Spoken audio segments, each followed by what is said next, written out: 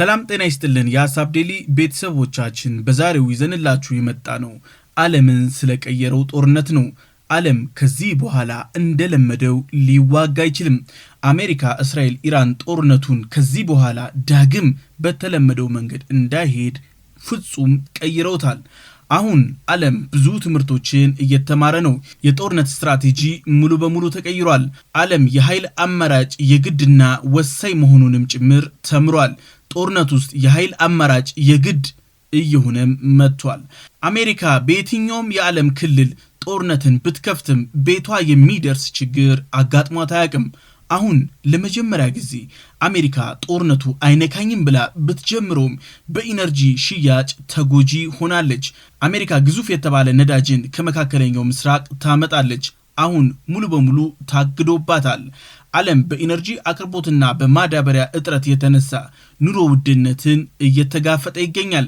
ከዚህም ሊብስ ይችላል ተብሎም እየተጠበቀ ነው። ዓለም ከአሜሪካ እስራኤል ጦርነት በኋላ ብዙ ነገሮችን ተምሯል። የሚቀየሩ የጦር ስትራቴጂዎችም እንዳሉም ታውቋል። ብዙ ከተባሉት ውስጥ አንኳር የተባሉትን እንመልከት። በጦር ኃያል የሚሆኑ ሀገራት ጠንካራ የተባለ ጀቶች፣ ታንኮች እንዲሁም ብዙ የተባሉ የሰው ኃይል ማሰማራታቸው ነበር። አሁን ያ የኃያልነት መመዘኛ ከዚህ በኋላ ዳግም ወደ ቦታው አይመለስም። የኃያልነት መስፈርት የነበሩት ታንክ፣ ጀት፣ የጦር መርከቦች ነበሩ። አሁን ለአንዴና ለመጨረሻ ጊዜ ተቀይረዋል። ብዙ የጦር ኃይል ያላቸው ብዙ እግረኛ ተዋጊ ያላቸው ሀገራት ኃያልነታቸው በጦር መሳሪያቸው እንደማይወሰን ታውቋል።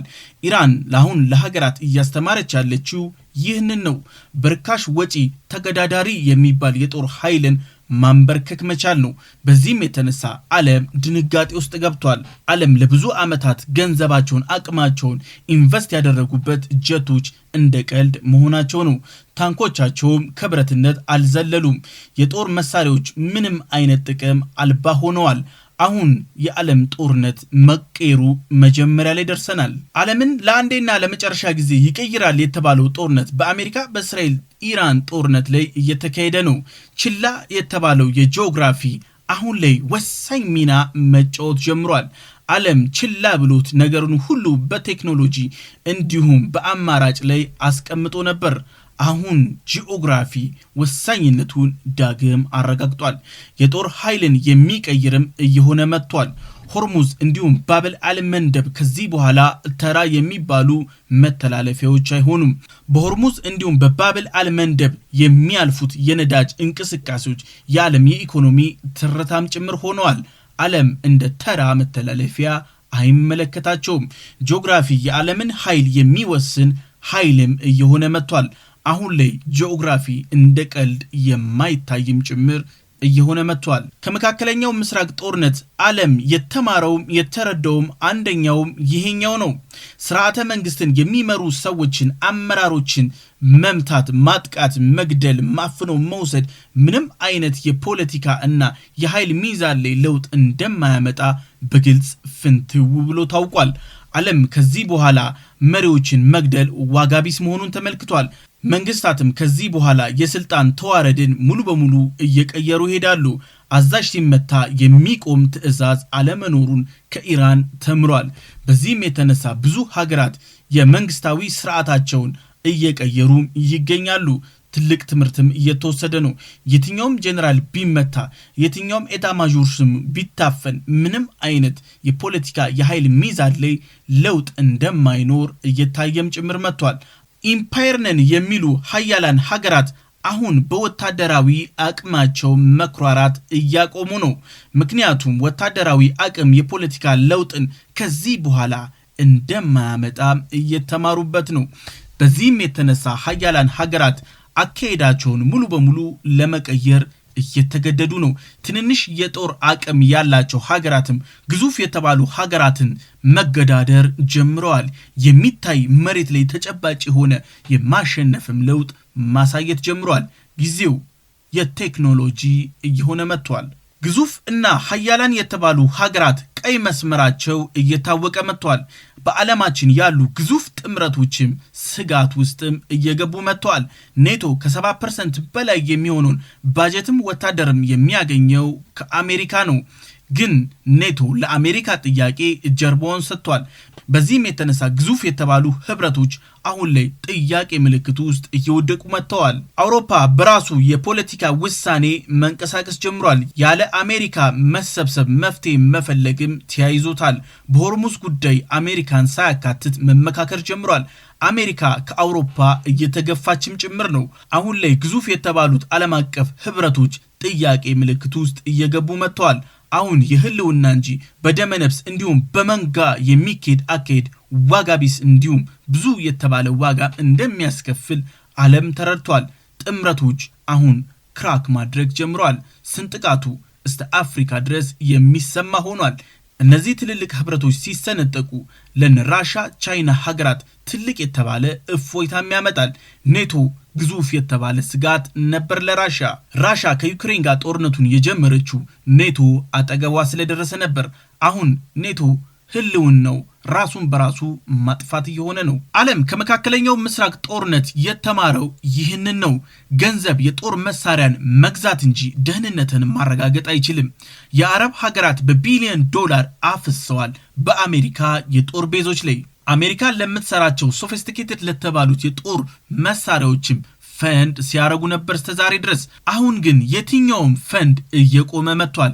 እንዲሁም የአረብ ሀገራት በልመና ጭምር የጦር ቤዝ አሜሪካኖች ቦታቸው ላይ እንዲይዙ ይጠይቁ ነበር። አብዛኛው የአረብ ሀገራት የደህንነትን ሽፋን ለማግኘት ከአሜሪካ ጋር በሰፊው መስራት ጀምረው ነበር። ግን ምንም አይነት ዋጋ አልሰጣቸውም። አሜሪካ የደህንነት ሽፋን ለአረብ ሀገራት ልትሰጥ ቀርቶ የራሷን የጦር ቤዞችን መታደግ አልቻለችም። በዚህም የተነሳ በመካከለኛው ምስራቅ ደህንነት ወሳኝ እየሆነ መጥቷል። ግን የዚህን የደህንነት መተማመኛ የትኛውም ሀገር ሊሰጥ አልቻለም። ዓለም ብዙም ግድ ያልሰጠው የኢንፎርሜሽን ጉዳይ ነው። በመካከለኛው ምስራቅ ጦርነት የተነሳ ኢራን አሜሪካንን የጦር ሰፈሮች ሙሉ በሙሉ ስታወድም እንዲሁም ሪል ታይም በተባለ ጥቃት ስታጠቃት ለምን የሚሉትን ጥያቄዎች የጦር ተንታኞች ተንትነውት ነበር። ግን በመረጃ የተገኘው ይህ ነው። ራሻና ቻይና የደህንነት መረጃዎችን ስለሰጡ ነው ኢራን ውጤታማ የተባለ ጥቃት ያጠቃችው። ከዚህ በኋላ ምንም አይነት ኢንፎርሜሽን ችላ የሚባል አይሆንም። የኢንፎርሜሽን ጦርነት ወሳኝ የሚባል ነው። ዓለም የያዘው የጦር ትጥቅ ካለ ኢንፎርሜሽን ምንም እየሆነ መጥቷል። በዚህም የተነሳ ኢራን ስኬታማ ሆናለች። በመካከለኛው ምስራቅ ያሉ ጦርነቶችን የሐሰት ዜናዎች በሰፊው ሲያወዛግቡት ነበር። ትልልቅ የተባሉ ሚዲያዎች ጭምር በእነዚህ የሐሰት ዘገባዎች ሲሸወዱ ነበር። በኤአይ የተሰሩ ቪዲዮዎች፣ ፎቶዎች ዓለምን ሲያሳስቱ ነበር።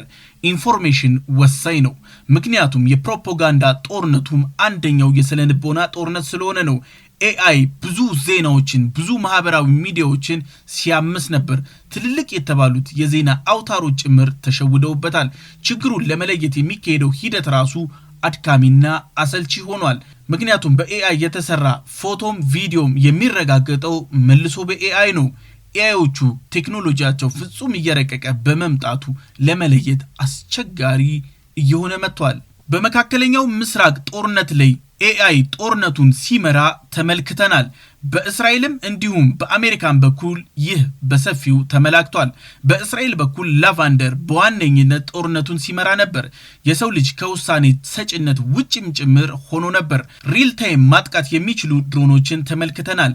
ኤአይ ኬፔብል የሆኑ ድሮኖች ታርጌታቸውን ያያሉ፣ በራሳቸው ውሳኔ ይወስናሉ። ይህም ግዙፍ የተባለ ቀውስን አስከትሏል። የመጀመሪያው ኤአይ ምንም አይነት ሰብአዊነት የሚሰማው አይደለም። በዚህም የተነሳ ግዙፍ የተባሉ ውድመቶችን ተመልክተናል።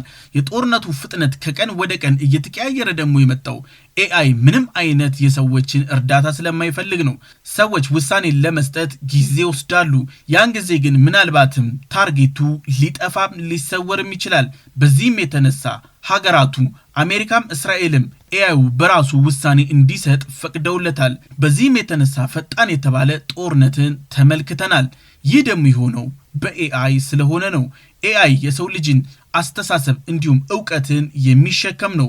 ምንም አይነት የሰው ልጅ ኢንተርቬንሽን ስለማያስፈልገው በራሱ ስለሚወስን ሪል ታይም መወሰን አስችሎታል። ግን ጦርነቱ የከፋ እንዲሆንም ጭምር እያደረገ ነው። ዓለም ከመካከለኛው ምስራቅ ጦርነት በኋላ አንድ ነገር አሳስቦታል። ያሳሰበው ደግሞ የሲቪሊያን መሰረተ ልማቶች ናቸው። እነዚህ መሰረተ ልማቶች ከዚህ በፊት የጦር ኢላማ ተደርገው አያውቁም። አሁን ግን ዋነኛ የጦር ኢላማ መሆን ጀምሯል። ዘመናዊ የተባለው ጦርነት ወታደር ከወታደር ጋር ብቻ የሚከናወን ነው። አሁን ግን አልፎ የጦር ወንጀል እስከ መሆን ድረስ እየሄደ ነው። የሲቪሊያን መሰረተ ልማቶች መጠቃት ጀምረዋል። ታርጌትም እየሆኑ ነው። እነዚህ የሲቪሊያን መሰረተ ልማቶች አንደኛው ታርጌት ስለተደረጉ በሚሊዮን የሚቆጠሩ ንጹሃን ተጎጂ እየሆኑ ነው። ምናልባትም ዓለም ከዚህ በኋላ እነዚህን የመሰረተ ልማቶች የጥቃት ኢላማ የሚያደርግ ከሆነ ግዙፍ ስደቶች ልንመለከት እንችላለን። ረሃብ ችግርንም ልንመለከት እንችላለን። በሚሊዮን የሚቆጠሩ የሀገራት ነዋሪዎች ስደትን ሊያከናውኑ ይችላሉ ተብሎም ይሰጋል። በዚህም የተነሳ የሲቪሊያን መሰረተ ልማቶች የጦር ኢላማ እንዳይሆኑ ሀገራት እንዲሁም መሪዎችም ሲያስጠነቅቁ ነበር። ጉዳቱ ዓለም አቀፍ ስለሚሆንም ጭምር።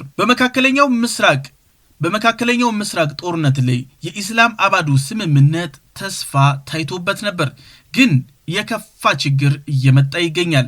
አሁን እነዚህ ተደራዳሪ አካሎች በፍጹም ሊደራደሩ አልቻሉም። ዋልታ ረገጥ የሆነ አስተሳሰብ ላይ ሁለቱም ቆመዋል። በዚህም የተነሳ የዚህ ስምምነት አካሄድ ምንም አይነት ዋጋ ቢስ እየሆነ መጥቷል። ዓለም ከዚህ በኋላ የኑሮ ውድነትን ሊላመድ ይገባል። የነዳጅ እጥረት አንደኛው የዕለት ተዕለት ጉዳይም ሊሆን ነው። ዓለም አቀፍ የምግብ ሰንሰለትም አደጋ ላይ እየወደቀ መጥቷል። ረሃብ ተጠባቂም እየሆነ ነው። የኢስላም አባዱ ስምምነት ባለመሳካቱ የተነሳ ነዳጅ በፍጥነት በእጥፍ እየጨመረ መጥቷል። አሁን በዚህ ሂደቱ የሚቀጥል ከሆነ ዓለም አቀፍ ኢኮኖሚ ስብራት ሊያጋጥመው ይችላል። አንዳንድ ሀገራት ጀርመንንም ጨምሮ ታክስ ማንሳት ጀምሯል። ታክስን መቀነስ የጀመሩት ደግሞ በነዳጅ አቅርቦቶች ላይ ነው። ይህንን እያደረጉ ያሉት ደግሞ የኑሮ ውድነቱ ከዚህ በላይ እንዳይጨምር ለመክታትም ጭምር ነው። የኢስላም አባዱ የሰላም ስምምነት ባይሳካም ትራምፕ የተኩስ አቁሙን ሊጥሱት ጫፍ ደርሰዋል። የሰላም ድርድሩ ባይሳካም ዳግም ሊወያዩ የሚችልበት እድል እንዳለ አመላካች ነው።